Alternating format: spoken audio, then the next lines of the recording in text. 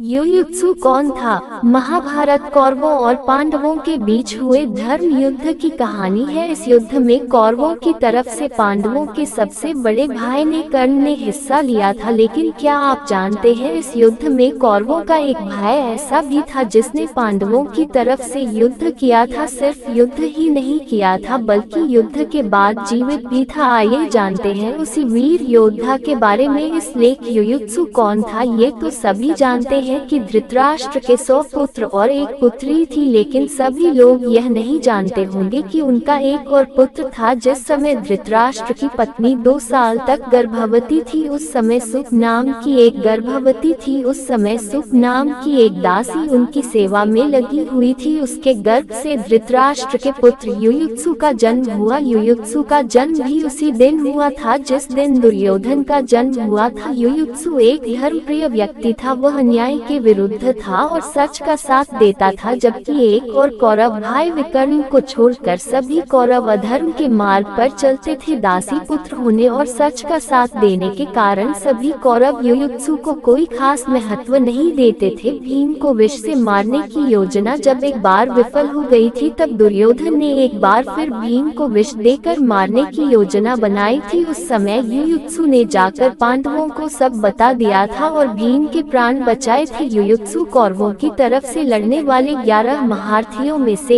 एक था। युयुत्सु ने अपने स्तर पर युद्ध रोकने की पूरी कोशिश की थी, मगर उसकी तो पहले भी कोई नहीं सुनता था, इसलिए सभी कोशिशें बेकार हो गई। जब महाभारत का युद्ध आरंभ होने को ही था, उस समय रण क्षेत्र में ही युधिष्ठिर वो उनके सभी छोटे भाई भीष्म, द्रोणाचार्य आदि वृद्ध जनों का आशीर्वाद लेने गए। आशीर्वाद लेकर लौटते समय युधिष्ठिर ने ऊंची आवाज में कहा कि कौरवों की तरफ से कोई भी यदि धर्म की रक्षा की खातिर हमारा साथ देना चाहे तो उसका स्वागत है। ये सुनते ही युयुत्सु कौरवों का पक्ष त्याग कर पांडवों के पक्ष में चला गया। युद्ध समाप्त होने के बाद बचे हुए योद्धाओं में से एक युयुत्सु भी था, या यूं भी कह सकते हैं कि के बाद कौरवों में से कोई बचा था तो वह युयुत्सु ही बचा था, जिस इंद्रप्रस्थ की मांग पांडव कौरवों से कर रहे थे। युद्ध समाप्ति के बाद युयुत्सु को इंद्रप्रस्थ का शासन सौंप दिया गया। जब पांडवों ने संसार त्यागने के विचार से हिमालय की यात्रा आरंभ की, उस समय हस्तिनापुर का शासन अभिमन्यु पुत्र परीक्षित को दे दिया गया और परीक्षित का ध्यान रखने की जिम्मेदारी युयुत्सु को सौंपी गई। मित्रों, अगर आपको वीडियो अच्छा लगा है तो कृपया हमारे YouTube चैनल को सब्सक्राइब और वीडियो को लाइक करके अपने अमूल्य कमेंट करना ना भूलें। धन्यवाद।